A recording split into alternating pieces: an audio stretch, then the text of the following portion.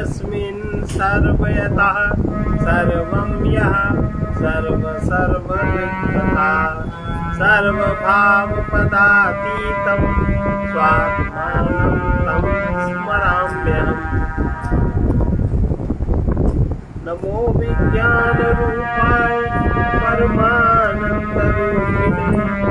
कृष्णाय गोविन्दाय नमो नमः। सच्चिदानन्दरूपाय विष्णुपत्यादिदेवं तापत्रय विनाशाय श्रीकृष्णाय वयं नमः। आज 19वां श्लोक है। ये आत्मा शस्त्र आदि द्वारा शरीर के मारे जाने पर भी नहीं मरता, उसकी कभी हिंसा नहीं हो सकती, उसे कुछ नहीं होता, अर्थात शरीर में रहकर भी वो आकाश के समान सदा निर्लिप्त रहता है। हंता चेन मन्यते हंतुम, हंता चेन मन्यते हंतुम, हतश्चेन मन्यते हतम, हतश्चेन मन्यते हतम। उभौ तौ न विजानीतो, उभौ तौ न विजानीतो। नायकं हन्ति न हन्यते, नायकं हन्ति न हन्यते।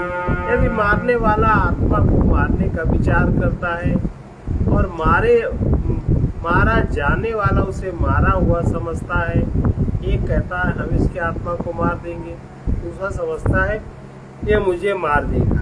ऐसा वे दोनों ही नहीं जानते, क्योंकि ये ना तो मारता है और आत्मा ना ही मारा जाता है। ऐसे प्रकार के आत्मा को भी जो देह मात्र को ही जो आत्मा समझने वाला है, जो इस प्रकार आत्मा को भी जो देह मात्र ही आत्मा समझने वाला है। लोग आत्मा को देह मात्र समझते हैं। किसी को मारने वाला पुरुष यदि किसी को मारने का विचार करता है, यह सोचता है कि मैं इसे मारूंगा। दूसरा मारा जाने वाला भी ये समझता है कि भाई मैं मारा गया, अपने आत्मा को मारा गया मानता है। तो वे दोनों ही अपने आत्मा को नहीं जानते, किसी को भी आत्मज्ञान नहीं है। वो दोनों ही देह को ही आत्मा मानते हैं, वो कुछ नहीं जानते। देह को देह भी किस तरह निर्मित है वो भी नहीं जानते, देह का भी क्या धर्म है वो ये भी नहीं जानते, और आत्मा का क्या धर्म है वो ये भी नहीं जानते। क्योंकि आत्मा तो अविकारी है, इसलिए वो मार नहीं सकता, और आकाश के समान अविकारी होने से ही मारा भी नहीं जा सकता। अतः धर्माधर्माद्रूप संसार अनात्मज्ञ से ही संबंध रखता है। धर्म और अधर्म संसार में चाहे धर्म हो चाहे अधर्म हो, ये अनात्मज्ञ से ही संबंध है दोनों का। आत्मा से किसी का संबंध नहीं है, पदार्थ से ही सबका संबंध है। ब्रह्मज्ञ से या ब्रह्म ज्ञान से किसी का कोई संबंध नहीं है। ना ब्रह्म के अस्तित्व का किसी को बोध है, ना आत्मा का किसी को ज्ञान है, और ना ही कोई आस्तिक है। क्योंकि शुद्ध प्रमाण और युक्ति से भी ब्रह्म ज्ञानी द्वारा धर्म अधर्म आदि नहीं बन सकते। ब्रह्म ज्ञानी के द्वारा ना धर्म बनता है ना अधर्म बनता है, तो जीव का देव। तो फिर मुमुक्ष पुरुष जो मुमुक्षु है वो आत्मा को किस रूप में जानता है? बाकी तो संसार जानता ही, और संसार में तथाकथित धर्माधिकारी भी आत्मा को नहीं जानते, अधर्म वाले भी नहीं जानते। नहीं तो अच्छा नहीं। धर्म अधर्म, धर्म को मानने वालों में और धर्म को न मानने वालों में दंगा होता है। दोनों बराबर मरते कि नहीं? क्या धर्म किसी की रक्षा करता है? अगर वो सच में धर्म का पालन करे तो धर्म और रक्षा की रक्षिता, उसकी रक्षा कहाँ रखा है? न कानून रक्षा करे, न उसमें समाज रक्षा करे, न कोई पुरुष रक्षा करे।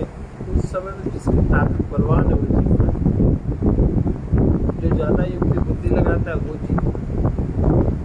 अपने मिले हुए साधनों का जो जितना अधिक प्रयोग कुशलता से करता है, उसकी सफलता इस संसार में निश्चित है।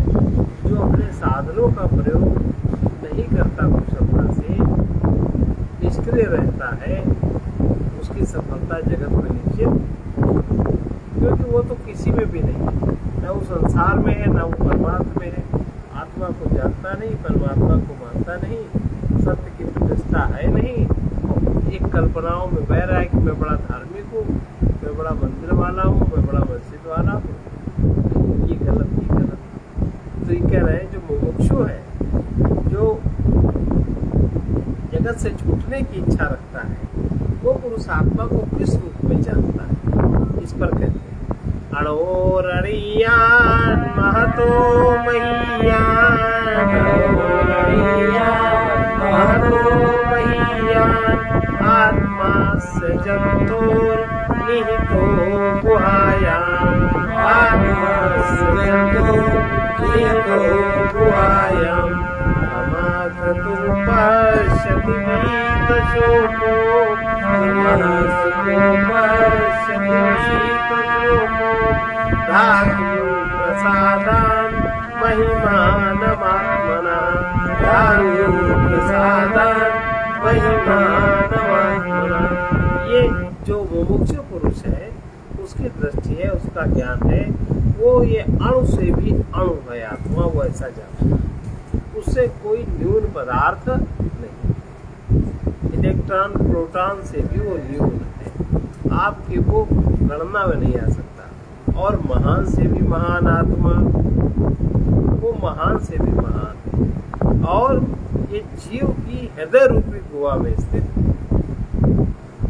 हृदय रूपी गुहा में स्थित है। जो पुरुष निष्काम हो गया है, अपनी इंद्रियों के प्रसाद, जिसकी इंद्रियां प्रसन्न हो गई, किसकी इंद्रियां प्रसन्न होती, मन किसका प्रसन्न होता, भोगी का। भोगी को तो पश्चाताप होता है, सब चला गया। जिसकी इंद्रियां, इंद्रिया माने 10 इंद्रिया, 11वां मन, 11वीं इंद्रिय, जिसकी इंद्रियां प्रसन्न है, प्रसन्न चेतसो यासु, उसके इंद्रियों के प्रसाद से, जिसकी इंद्रियां प्रसन्न है, उसके प्रसाद से आत्मा की महिमा को देखता है। इंद्रियों के द्वारा ही तो देखता है, स्पर्श इंद्रिय के द्वारा स्पर्श अनुभव करता है, नेत्र इंद्रिय के द्वारा नेत्र से देखता है, कर्ण इंद्रिय के द्वारा उसकी आवाज सुनता है, और विभिन्न पांचों ज्ञान इंद्रियों, वाणी इंद्रिय के द्वारा वो बुद्धि को भूलता है। तो वो इंद्रियां जिसकी प्रसन्न है, इंद्रियां जिसकी पूर्ण है, जिसकी इंद्रियां प्रसन्न है उसी की इंद्रियां पूर्ण हो, बाकी सबकी इंद्रियां अपूर्ण है। पूर्ण इंद्रियां भी नहीं बन पाई, खंडित है सब। हर इंद्रिय के दो भाग होते हैं, एक बहिर्भाग जिसको हम लोग जानते हैं, एक इंद्रिय का अंतर्भाग होता है। तो अंतर्भाग सुप्त है, बहिर्भाग जागृत है। तो आधी इंद्रिय तो काम कर रही है, आधी इंद्रिय स्वप्न में काम करती, लेकिन जागृत अवस्था में वो आपकी आधी इंद्रिय काम नहीं करती। आप बेहोश हैं, आपकी इंद्रियां प्रसन्न नहीं है, आप अज्ञान में हैं। बेहोशी में आप चारों तरफ सुख के लिए हाथ पैर मारते हो। आपको लगता है बहुत धन होगा तो हम सुखी होंगे, बहुत स्त्री होगी तो हम बहुत सुखी हो जाएंगे, स्त्री का भोग करेंगे तो सुख होंगे, पुरुष स्त्री समझती पुरुष का भोग नहीं होगा तो हम सुखी नहीं होंगे, बहुत पदार्थ होंगे तो हम सुखी होंगे, सामान्य। तो इससे इंद्रियां और विकल हो जाती, परेशान हो जाती, क्योंकि वो इंद्रिय का तत्व नहीं है। आपकी जो कल्पना मान्यता है इंद्रियों का तत्व नहीं है, इंद्रियां उससे प्रसन्न नहीं होती, इंद्रियां प्रसन्न होती निष्कामता के द्वारा। जब आप इंद्रियों का सौदा नहीं करते, शरीर का सौदा नहीं करते, जब आप पे सौदा करने की प्रवृत्ति समाप्त हो जाती है, हम तुम्हारा इतना काम करें, हमको इतना पैसा मिलना चाहिए,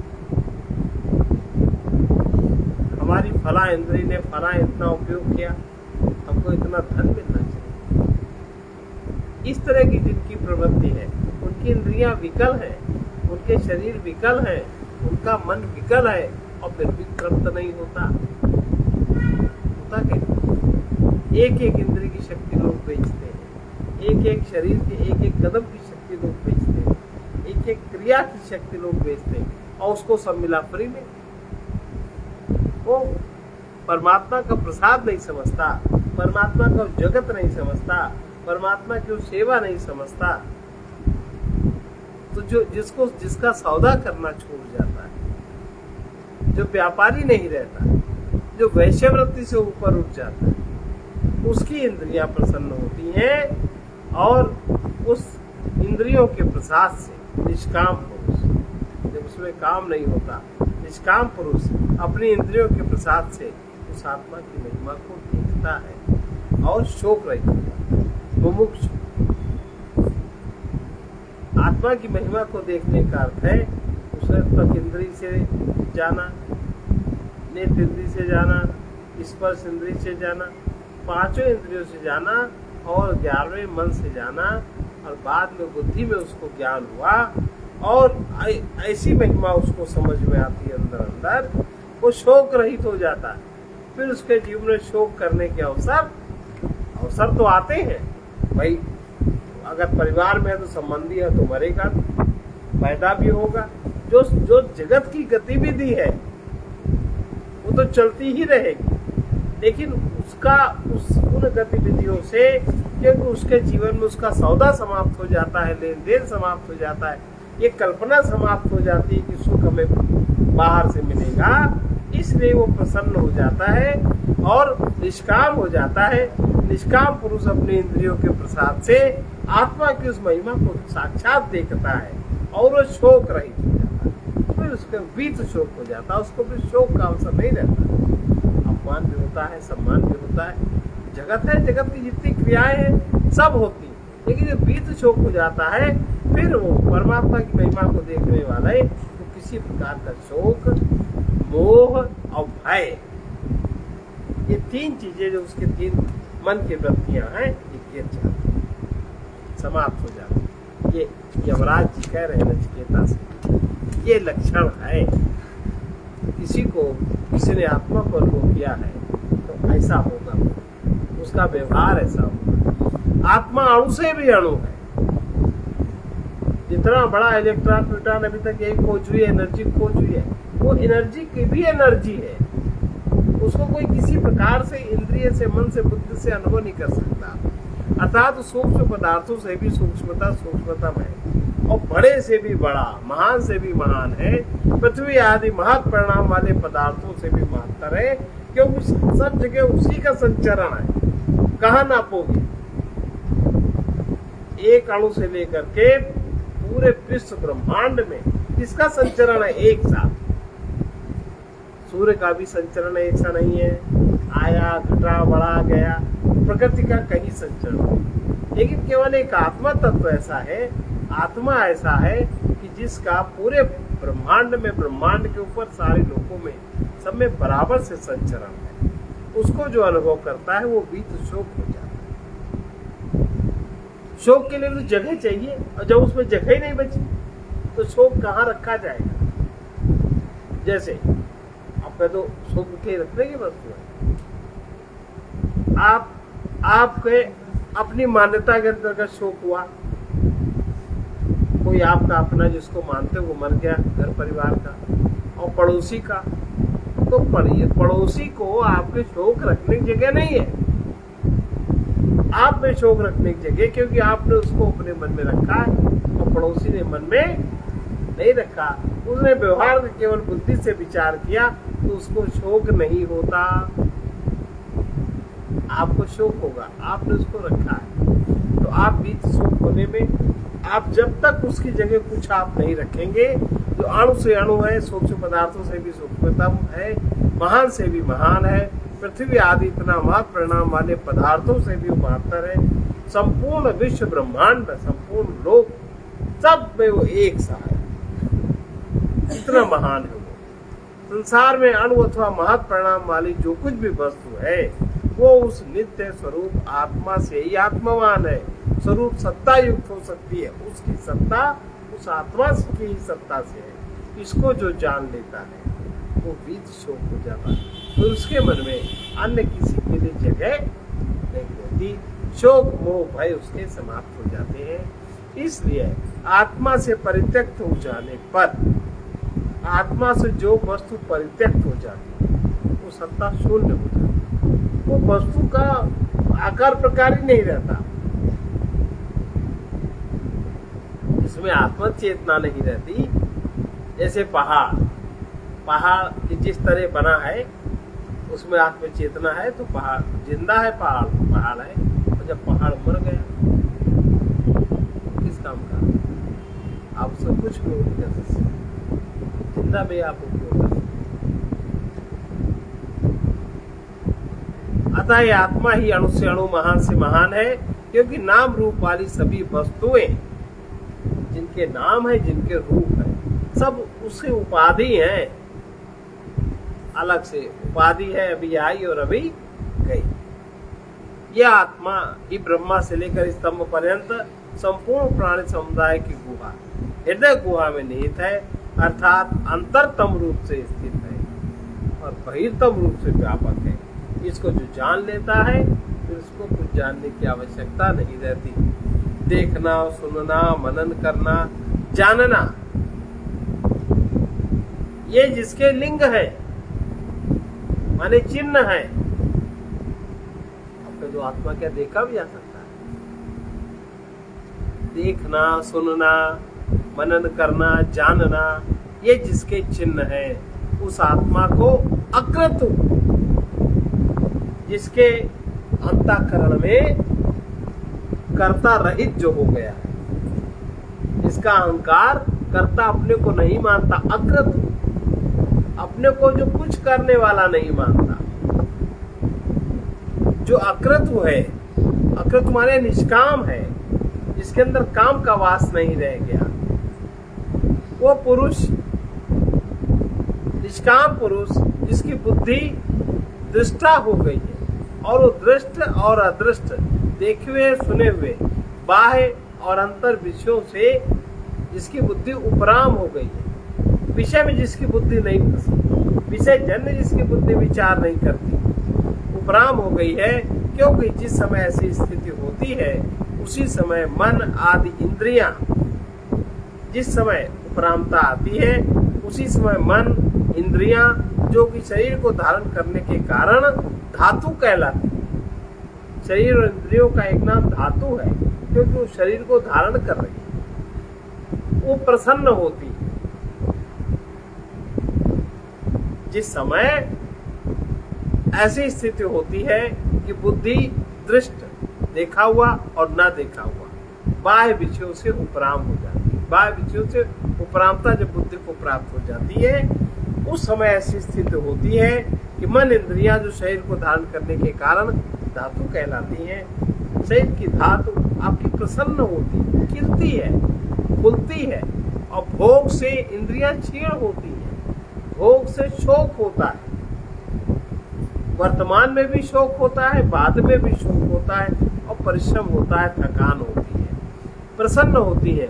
सो इन धातुओं के प्रसाद से जब धातुएं, जब इंद्रियां, मन जब प्रसन्न होते हैं तो अपने आत्मा को कर्म निमित्तक वृद्धि और क्षय से रहित, कर्म से जिसकी वृद्धि होती है और फिर जो क्षय होता है उससे रहित जो है, वो उसकी महिमा को अनुभव करता है, अर्थात वो आत्मा को देखता है। इस बात को साक्षात जानता है कि मैं यही हूं।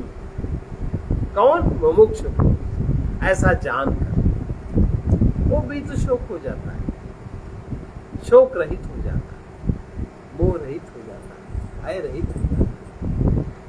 शोक, मोह, भय तीनों क्लेश। इस प्रकार अन्यथा जो प्राकृत लोग हैं, जो सकाम पुरुष है, सकाम माने जो एक भजन गाए तो पैसा दे, परमात्मा की स्तुति करे तो पैसा दे, सकाम ऐसा है ना। आप आज, पहले ये जमाना नहीं था, आज तो एक कदम कोई व्यक्ति चल दे तो पैसा लेता है। आज भोजन बनाने वाला घर में भोजन बनाए तो रोटी गिन के पैसा देता। सोचिए कितना पतन है, ये पाप है। एक अगर अतिथि आ जाए तो वो उसका पैसा लेता है, तो आपके अतिथि आया, हम इतना पैसा देते, ये पाप है। ऐसे पापी व्यक्ति का संग नहीं करना चाहिए। ऐसे के हाथ का भोजन नहीं करना चाहिए जो सर्वदा बिकाऊ। इतना गहन व्यापारी को रिश्तेदार नहीं बनाना चाहिए। उसका पाप आपके ऊपर लगता है। तो ये जो अन्यथा, जो ऐसा नहीं है, आत्मा को जो नहीं अनुभव कर सकता, जो नहीं देख सकता, जो सकाम है वो नहीं अनुभव कर सकता, देख नहीं सकता। अन्यथा सकाम प्राकृत माने गवान, प्राकृत माने गवान। सकाम प्राकृत पुरुषों के लिए ये आत्मा तो बड़ा दुर्विज्ञेय है। कभी नहीं वो लोग उसको समझ सकते।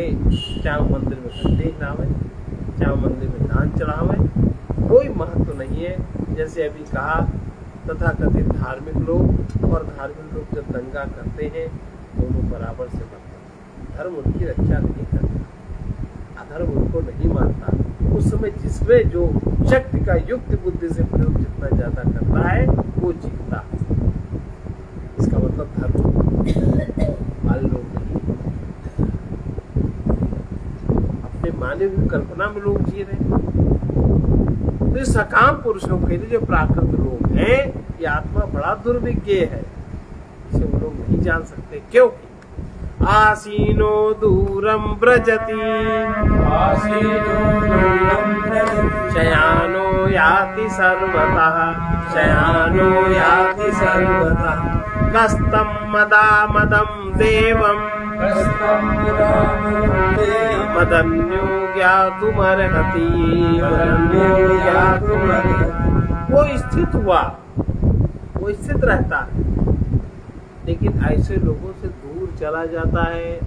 हाय उन्हीं के हृदय में, उसको नहीं समझ सकते। शरीर तो उसी से चल रहा है, पर उसके होने का आनंद उसको सकाम पुरुष प्राकृत व्यक्ति को नहीं मिल सकता। वो दुखी रहेगा, आंसू बहाएगा, शोक में मोह भय में पड़ेगा। हाय वो स्थित हुआ भी दूर तक जाता है, उन्हें समझ में। शयन करता हुआ भी, सोता हुआ भी सब जगह पहुंचता है, और हर्ष से युक्त और मद से रहित। न उसमें हर्ष है, न उसमें किसी प्रकार का मद है। हर्ष से युक्त, मद से रहित उस देव को भला मेरे सिवा कौन जान सकता है। यमराज कह रहे हैं, उसको तो मैं जानता हूँ किस तरह का है। उसको मेरे सिवा प्राकृत लोग नहीं जानते, वो केवल जन्म मरण को जानते हैं। मैं मेरे की में बंधन है, उनकी रस्सी बड़ी कस के बंधी है। आसीन माने अवस्थित, अर्थात अचल होकर भी वो दूर चला जाता है। जाने कहाँ परमात्मा खोज रहे हैं, रो रहे हैं, गाना बनाते हैं, दुनिया के भाव दिखाते हैं, दुनिया की कहानी करते हैं।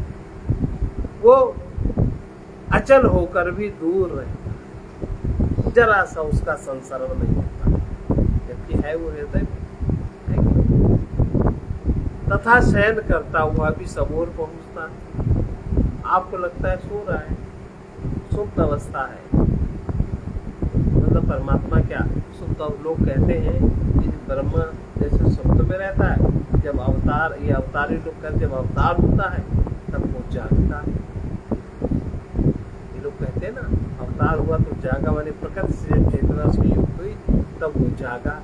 जैसे बच्चा जब बना तब बच्चा सोता रहता है, और जब बच्चा जन्म हुआ, प्राण पड़ा उसमें, तब वो जागा। तो आत्मा कहीं सोता जागता है? जो शरीर को धारण कर रहा है वो कैसे सोएगा जागेगा? लोग ऐसा कहते हैं। कोई बात कह रहे हैं, इस प्रकार शयन करता हुआ भी सब ओर पहुंचता है।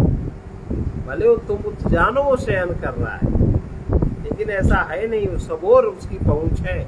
इस प्रकार वो आत्मा देव समद अमद, यानी हर्ष सहित, समद माने हर्ष सहित और अमद माने हर्ष रहित, ये दोनों धर्मों वाला, विरुद्ध धर्मों वाला। हर्ष सहित भी है और हर्ष रहित भी है, इस प्रकार विरुद्ध धर्म वाला है।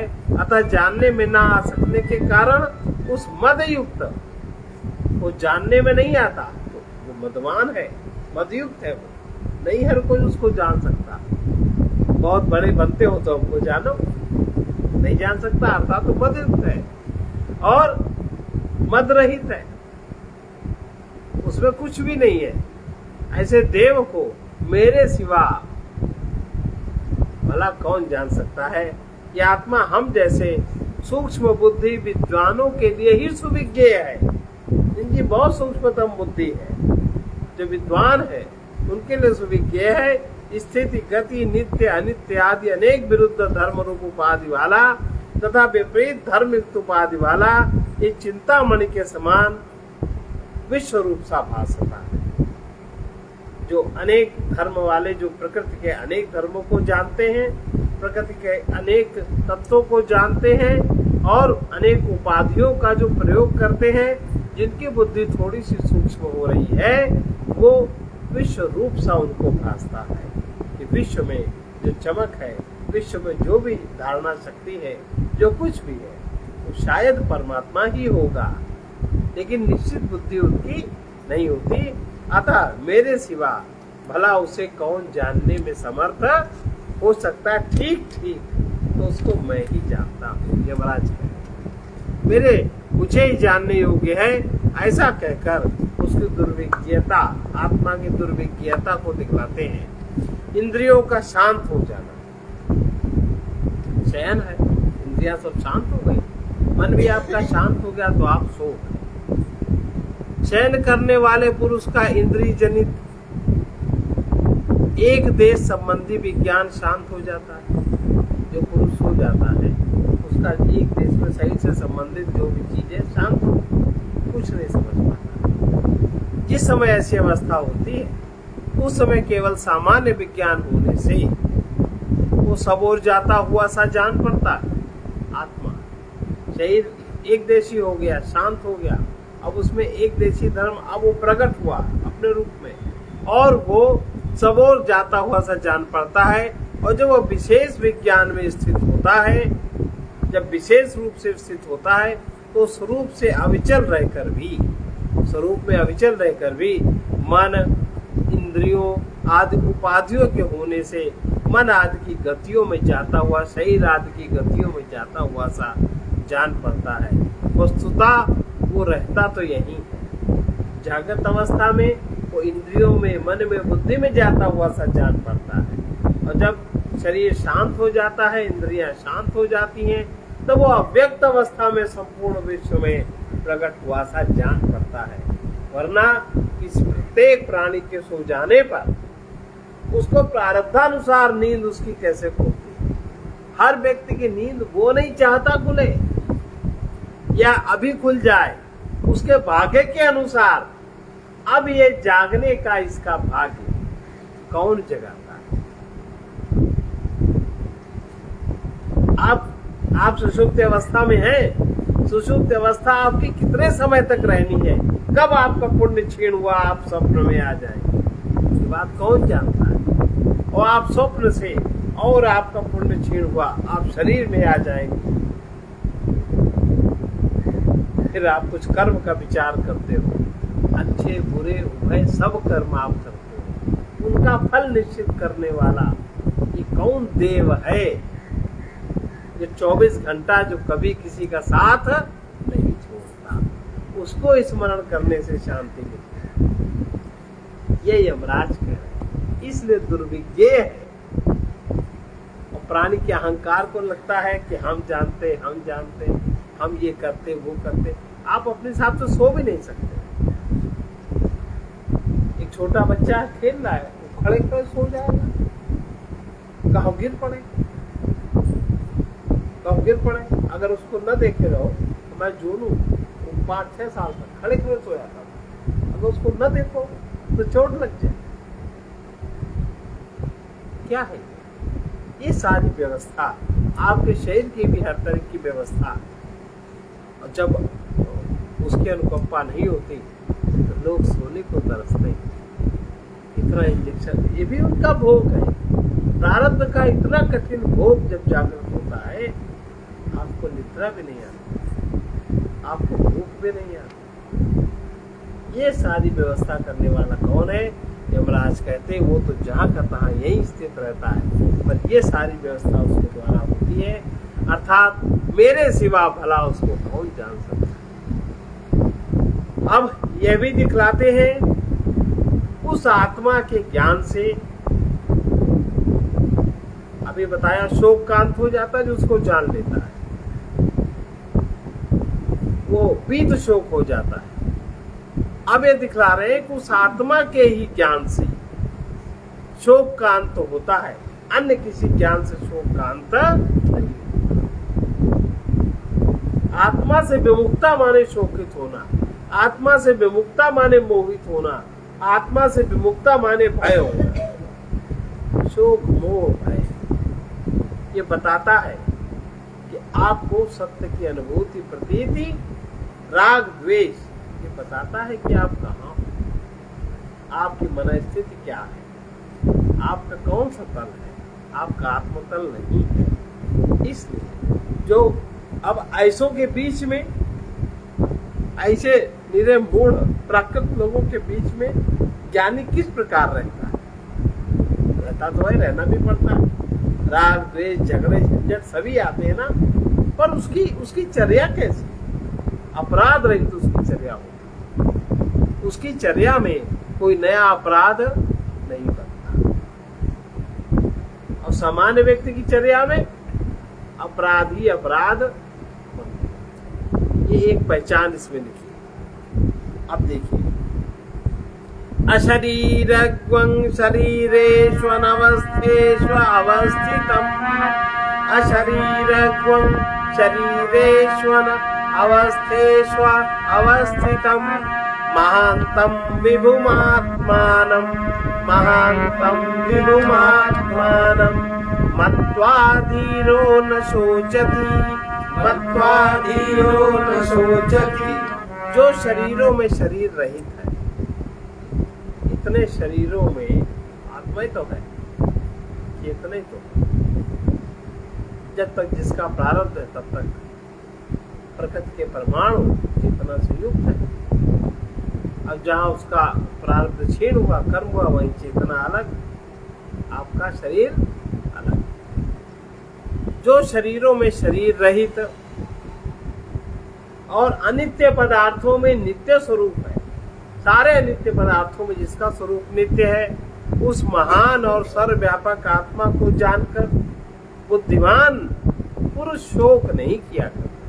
जो बुद्धिमान है, हम लोग मनवान है, हम लोग मन की ही मानते हैं, हम लोग बुद्धि से विचार नहीं करते।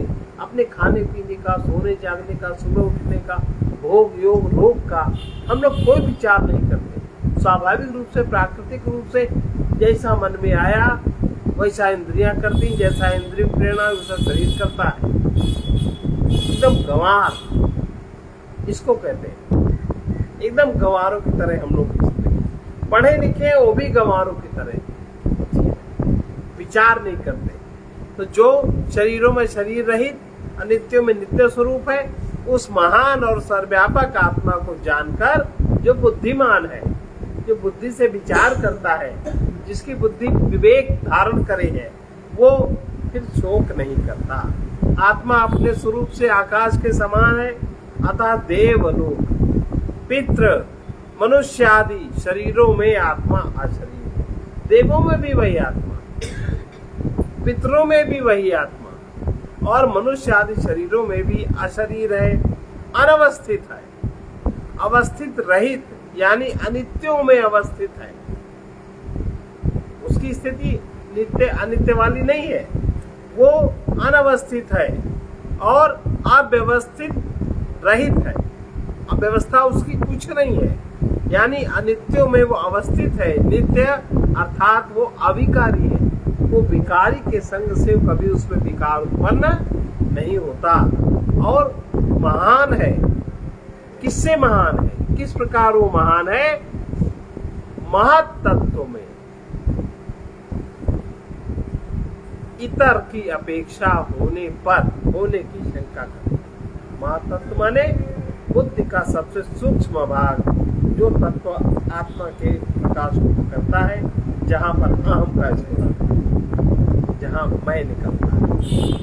तो ये जो महत्तत्व में इतर अपेक्षा होने की शंका करके कहते हैं, जैसे महातत्व में इतर है, वो जहाँ जो प्रकृति का सूक्ष्म भाग उसको पकड़ता है, उसके प्रकाश में उसकी छाया जो बनती है, उसको वही अहम है।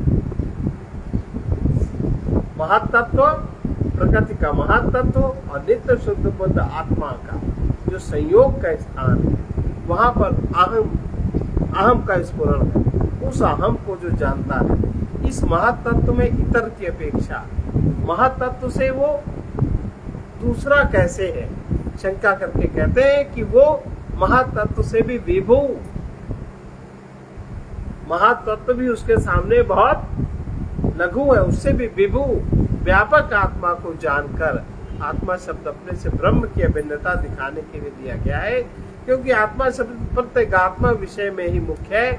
ऐसे उस आत्मा को यही मैं हूँ, यही मैं हूँ, महातत्व में स्थिर होकर के महातत्व के ऊपर उससे जो इतर जानता है, वहां वो अपने मैं को स्थापित करता है, उसका अहंग वाला मैं नहीं रहता, यही मैं हूँ। ऐसा जानकर जो धीर बुद्धिमान पुरुष है, उसका शोक समाप्त हो जाता है, क्योंकि इस प्रकार आत्मवेदता में शोक बन ही नहीं सकता। पदार्थवेदता में तो बन सकता है, लेकिन आत्मवेदता में शोक की रचना नहीं हो सकती। यद्यपि आत्मा दुर्विज्ञ है, तो भी उपाय करने से सुविज्ञ हो जाता है। कैसे सुविज्ञ होता है उसको बताना। आत्मा आत्म कृपा साध्य है, जिसको ये वर्ण कर ले, और ये वर्ण करता है निष्काम पुरुषों,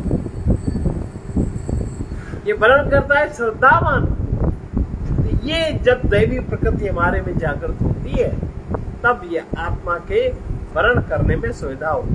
नायमात्मा प्रवचनेन लभ्यो, नायमात्मा प्रवचनेन लभ्यो, न मेधया न बहुना सुतेन, न मेधया न बहुना सुतेन, यमेवैष वृणुते तेन लभ्या, यमैवैष वृणुते तेन लभ्या, तस्यैष आत्मा विवृणुते तनु स्वाम, तस्यैष आत्मा विवृणुते तनु स्वाम। यह आत्मा किसी भी तरह के प्रवचन से नहीं प्राप्त, अध्ययन से प्राप्त नहीं होता। आपको बहुत सारे वेद रट जाए, गीता रट जाए, उपनिषद रट जाए, वेदाध्ययन द्वारा प्राप्त होने योग्य नहीं है। आप आत्मा नहीं प्राप्त कर सकते, और सब कुछ प्राप्त करोगे, और न ही धारणा शक्ति अथवा बहुत अधिक सुनने से नहीं प्राप्त हो सकते। ये जिसका वर्ण करता है, ये आत्मा जिसका वर्ण करता है, उससे ही ये प्राप्त किया जाता है। जिसका वर्ण करता है उसी को ये प्राप्त हो जाता है। उसके प्रति ये आत्मा अपने स्वरूप को अभिव्यक्त कर देता है। ये जिसका वर्ण करता है उससे ही ये प्राप्त किया जा सकता है। इस आत्मा को जो वर्ण कर ले और फिर उस व्यक्ति को जो वर्ण कर ले, दो चीजें, उसको प्राप्त होता है जिसको आत्मा वर्ण कर लेता है, और फिर उस व्यक्ति को जो वर्ण कर ले जान, तो ये आत्मज्ञान साध्य है। नहीं तो साध्य बाकी तुम कुछ भी करते रहो, उसके प्रति ये आत्मा अपने स्वरूप को अभिव्यक्त कर देता है। तो सभी में पर व्यक्त नहीं है, अव्यक्त है सब में, प्रकृति में भी अव्यक्त है, तो उसके प्रति ये अपने को अभिव्यक्त कर देता है। ये आत्मा प्रवचन अर्थात अनेकों वेदों को स्वीकार करने से, अध्ययन करने से प्राप्त नहीं होता, उससे वो विदित नहीं होता। ना ये मेधा यानी ग्रंथार्थ की जो धारणा शक्ति है, ना ये उससे प्राप्त होता है। ग्रंथ पढ़ के जो धारण करे उससे भी नहीं प्राप्त होता है। और ना केवल बहुत से श्रवण करने से ही जाना जा सकता है। तो फिर किस प्रकार ये प्राप्त किया जाता है? वो साधक किसके द्वारा? वो साधक जिस आत्मा का वर्ण माने प्रार्थना, प्रार्थित, वो साधक जो आत्मा के प्रति प्रार्थित होता, अर्थात जो निष्काम होता, उस वर्ण करने वाले आत्मा द्वारा ये आत्मा स्वयं ही प्राप्त किया जाता है। जो वर्ण करने वाला है, जो प्रार्थना करने वाला है, उसके लिए ये स्वयं ही अपने को प्रकट कर देता है, अर्थात उससे ही ऐसा है। ये प्रकटीकरण, ये ज्ञान उसको जाता है, इस प्रकार जाना जाता है। तात्पर्य यह है कि केवल आत्मा लाभ के लिए ही प्रार्थना करने वाला निष्काम पुरुष, आत्मज्ञान प्राप्त करने की प्रार्थना करने वाला निष्काम पुरुष को आत्मा द्वारा ही आत्मा की अभिव्यक्ति उसके अंदर पता लग जाती है। किस प्रकार उपलब्ध होता है, इस पर कहते हैं उस आप्तक कामी के प्रति ये आत्मा अपने पारमार्थिक स्वरूप अर्थात अपने यथात्म को विवृत माने प्रकाशित, स्वयं ही ये प्रकाशित कर देता है। इसके सिवा दूसरी बात और भी है, आत्मज्ञान का अधिकारी कौन, उसके प्रति कर देता है। अब इसका अधिकार किसको है, किसके प्रति ये करता है? कैसा हो जाए जो वैसी प्रार्थना हो, जो वैसी निष्कामता हो, जो उसको वर्ण करे, जो उसको प्राप्त, उसके लिए कह रहे हैं। अनधिकारी, आत्मज्ञान का अनधिकारी कौन, किसको ये नहीं मिलता, ये बता। ना विरतो दुश्चरितान, ना विरतो दुश्चरितान, शांतो न समाहिता, ना शांत मानसो वापी, ना शांत मानसो वापी, प्रज्ञाने नैनमाप्नुयात्, प्रज्ञाने नैनमाप्नुयात्। जो पाप कर्म से निवृत्त नहीं हुआ, जिसका पाप कर्म क्षीण नहीं हुआ। देखो मन कब बहुत अशांत होता है, जब मन में पाप ज्यादा होता है। मन जब अशांत होता है, या जिनका मन अशांत रहता है, उनके मन में पाप का प्रवाह ज्यादा है। बन के नाटक करके वाणी का प्रयोग कौन करता है? आचरण में नाटक का प्रयोग कौन करता है? जो अशांत है, तभी तो अपने को अच्छा दिखाता है, वरना जो ठीक है वो उसको चाहता ही नहीं करना। तो जो पाप कर्मों से निवृत्त नहीं, जिसकी इंद्रियां शांत नहीं हुई, इंद्रियों में जो बहुत चंचल है, और जिसका चित्त समाहित नहीं हुआ, शांत नहीं हुआ, अशांत है, वो इसे आत्मज्ञान द्वारा प्राप्त नहीं कर सकता, वो इस आत्मा को प्राप्त नहीं कर सकता। जो दुष्चरित्र प्रतिषिद्ध कर्म यानी श्रुति स्मृति से अविहित पाप कर्म, अविरत अनुपरत, जो श्रुति स्मृति में जिन पापों की परिभाषा दी गई है, जैसा कहा गया है, वैसा जिसका आचरण नहीं होता। एक बात और बताएं कि हिंदुस्तान में इतनी अशांति, इतनी झंझट क्यों? बात सामान्य लोग विचार नहीं करते, इतनी झंझट क्यों? हर व्यक्ति कहता है मैं संविधान को मानता हूँ, और संविधान का कलेक्शन किस प्रकार से? क्या वेद श्रुति स्मृति से हुआ? क्या संविधान में पाप और पुण्य का विभाजन है?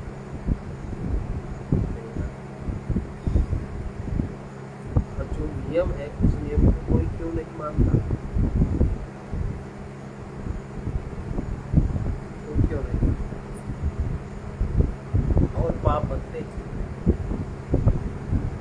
एक आपने बंटवारा किया 47 में, इस समय अगर करो तो 6 बंटवारे हो जाएंगे। आज जितना मार काट भ्रष्टता मची पड़ी है जगह जगह, पराधीनता हो, इसका सबका मूल कारण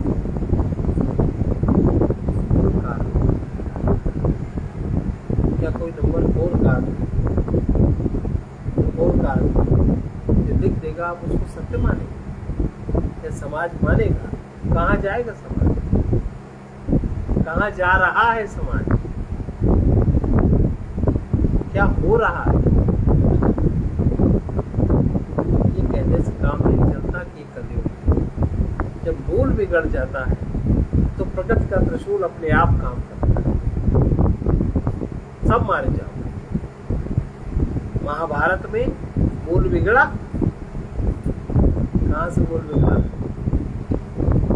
जो दुष्यंत की आसक्ति उसमें हुई, यहां से बिगड़ा मूल बिगड़ा। इतनी आसक्ति हुई वो बीमार पड़ा, सब विपरीत। आप तो विवाहित पुरुष थे, आपने इतना संयम न रहा और उतनी स्वच्छंदता हुई कि स्वच्छंदता में आपको एक बालक की तरह जिद आपको वही चाहिए। मान इतना प्रारब्ध होगा आप पे हावी हुआ, आप उस पर विचार न कर सकते, आपने किसी से सलाह न ली। दुष्यंत कौन थे?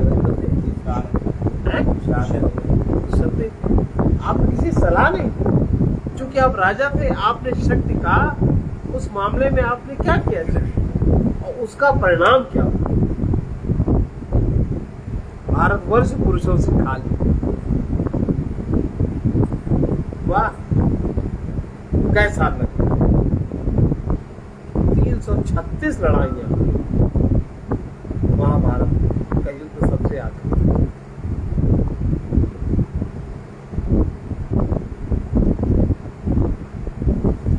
क्यों? उसका मूल बिगड़ गया। आज भारत की स्थिति है क्योंकि मूल बिगड़ गया। अगर मूल स्थिर होता, अब आज सब चिल्ला रहे हिंदू राष्ट्र हिंदू राष्ट्र हिंदू राष्ट्र, यानी क्या? मूल कैसे सुधारो? तो जो कह रहे हैं जो दुष्चरित्र प्रतिषिद्ध कर्म यानी श्रुति स्मृति से अभिहित पाप कर्म से जो दूर नहीं हुआ, अनुपरत है, वो नहीं हुआ, उससे वो जुड़ा हुआ है। श्रुति स्मृति से अभिहित पाप कर्म से अविरत अनुपरत है, वो नहीं जो इंद्रियों की चंचलता के कारण अशांत यानी उपरामता शून्य है, इसमें उपरामता नहीं आई, जिसके उपरत नहीं जगी वो भी नहीं, वो जो असमाहित है, जो समाहित नहीं, जो कहीं केंद्रित नहीं हुआ, जिसका चित्त कहीं एकाग्र नहीं है। अब चित्त किसका एकाग्र नहीं?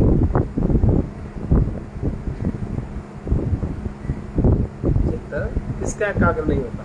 जो अपने जीवन में यथा स्वधर्म का पालन नहीं करता, उसका चित्त एकाग्र नहीं होता। जिसे पतिव्रता नारी है उसका चित्त एकाग्र है। विद्यार्थी है, विद्यार्थन में ठीक, उसका चित्त एकाग्र है। सामान्य गृहस्थ आदमी है, अपने धर्म कर्म का निर्वहन कर, उसका चित्त एकाग्र होता है। जिसका चित्त एकाग्र नहीं है, जो विक्षिप्त चित्त है, इसका कारण शरीर ही विक्षिप्त है। चित्त माने कारण शरीर, इसके बीज ही खराब है, जो विक्षिप्त है, जो अपनी ही सत्ता चाहता है। विक्षिप्त व्यक्ति चाहता हमारी सम्मान है, अपनी सत्ता चाहता, उसके लिए अनेक प्रकार के षड्यंत्र करता, वो भी नहीं। और जो समाहित चित्त होने पर भी उस एकाग्रता के फल का इच्छुक होने के कारण, समाहित चित्त है नहीं, एकाग्रता का फल चाहता, उससे वो और अशांत होता है। अशांत चित्त है जिसका चित्त निरंतर व्यापार करता रहता है। हम ये देंगे तो ये मिलेगा, वो ये देगा तो हम ये देंगे, निरंतर व्यापार करता है। लेन देन में ही जिसका चित्त व्यस्त रहता है, वो पुरुष भी इस प्रस्तुत आत्मा को केवल आत्मज्ञान द्वारा प्राप्त नहीं कर सकता। शास्त्रों में सुन लेगा, पढ़ लेगा, प्रवचन सुन लेगा, लेकिन उसको आत्मा प्राप्त नहीं होगा उसकी व्याख्या भी कर देगा। अर्थात जो पाप कर्म इंद्रियों की चंचलता से हटा हुआ समाहित चित्त और उस समाधान के फल से भी शांत मना है। समाधान का फल क्या होगा जो उसको भी नहीं चाहता। समाधान है, एकाग्र है, पर उसका फल वो नहीं चाहता। जो शांत मना है वो आचार्यवान साधक, आचार्यवान जिसका आचरण उच्चतम है, ब्रह्म ज्ञान द्वारा उपयुक्त आत्मा को प्राप्त कर सकता है, दूसरा प्राप्त नहीं कर सकता। किंतु साधक ऐसा नहीं है, किंतु जो साधक ऐसा नहीं है उसके विषय में श्रुति क्या कहती है? यस्य ब्रह्म च छत्रम च उभे भवत ओदनः, उभे भवत ओदनः, मृत्युर्यस्योपसेचनं का, मृत्युर्यस्योपसेचनं का, इत्था वेद यत्र सा, इत्था वेद यत्र सा। जिस आत्मा के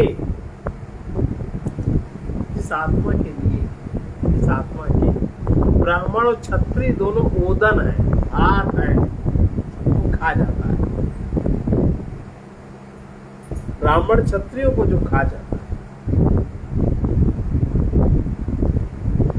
ब्राह्मण का ब्राह्मणत्व का है, लेकिन उसको लक्ष्य प्राप्त हो, उसको लक्ष्य प्राप्त नहीं हुआ, गया काम से।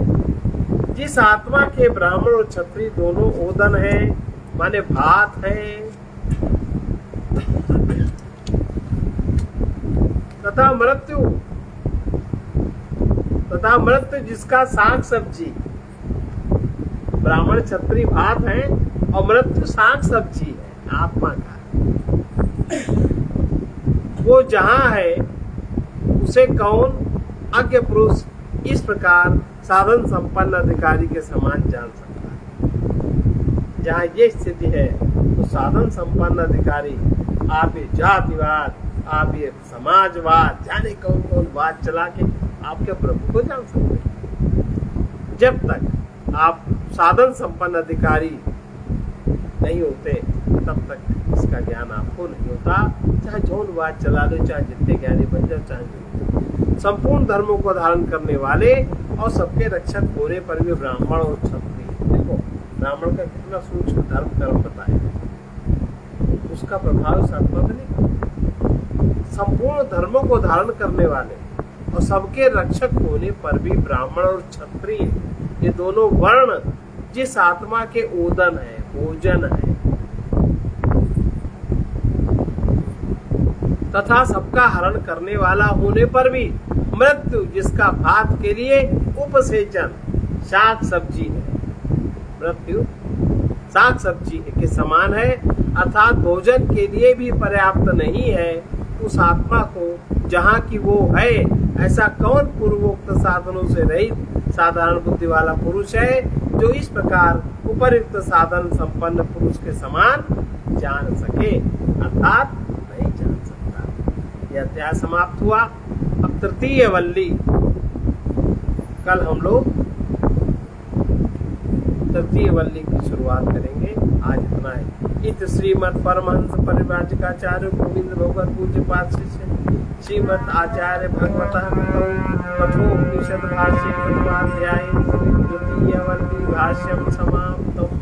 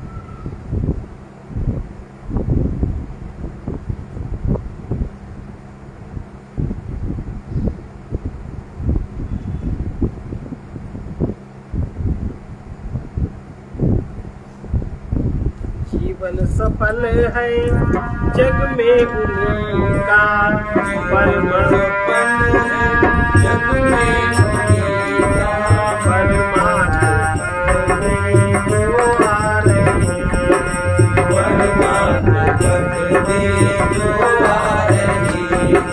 वो धन्य है जो मन को विरागी, वो धन्य है जो मन को विरागी, हृदय अनुरागी बना रहे हैं, हृदय अनुरागी बना रहे हैं। वो मुक्त होंगे बंधन दुखों से, वो मुक्त होंगे बंधन दुखों से, जो त्याग पाएंगे दोष अपने, जो त्याग पाएंगे दोष अपने। वो है अभागे जो तन में धन में, वो है अभागे जो तन में धन में, आसक्ति ममता बढ़ा रही है, आसक्ति ममता बढ़ा रही है। वो धन्य है जो मन को विरागी, वो धन्य है जो मन को विरागी, हृदय अनुरागी बना रहे हैं, हृदय अनुरागी बना रहे हैं। कुछ भी न पाएंगे वे जगत में, कुछ भी न पाएंगे वे जगत में, जगत के पीछे जो दौड़ते हैं, जगत के पीछे जो दौड़ते हैं। यह जग न उनको पकड़ सकेगा, यह जग न उनको पकड़ सकेगा, जो जग से आशा हटा रहे हैं, जो जग से आशा हटा रहे हैं। वो है अभागी जो तन में धन में, वो है अभागी जो तन में धन में, आसक्ति ममता बढ़ा रही है, आसक्ति ममता बढ़ा रही है। उन्हीं के सब काम पूरे होंगे, उन्हीं के सब काम पूरे होंगे, जो काम आते हैं दूसरों के, जो काम आते हैं दूसरों के।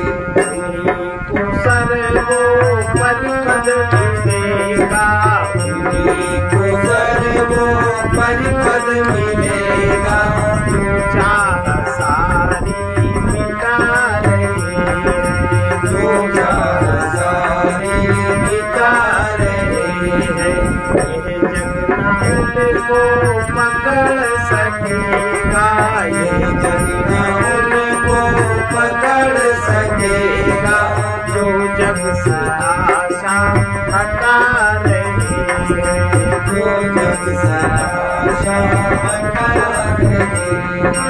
बड़ा आदमी उसी को कहिए, बड़ा आदमी उसी को कहिए, किसी से जो पूछना चाहता, किसी से जो पूछना चाहता, वही है दाता जो लेने वालों, वही है दाता जो लेने वालों, कोटि खरीदे जा रहे हैं, कोटि खरीदे जा रहे हैं। उन्हीं को सर्वोपरि पद मिलेगा, उन्हीं को सर्वोपरि पद मिलेगा, जो चाह सारी मिटा रहे हैं, जो चाह सारी मिटा रहे हैं। वही है स्वाधीन नित्य निर्भय, वही है स्वाधीन नित्य निर्भय, आए जिनके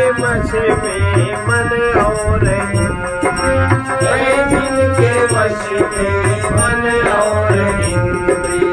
अधिक परम तृप्त अपने कीजिए, अधिक परम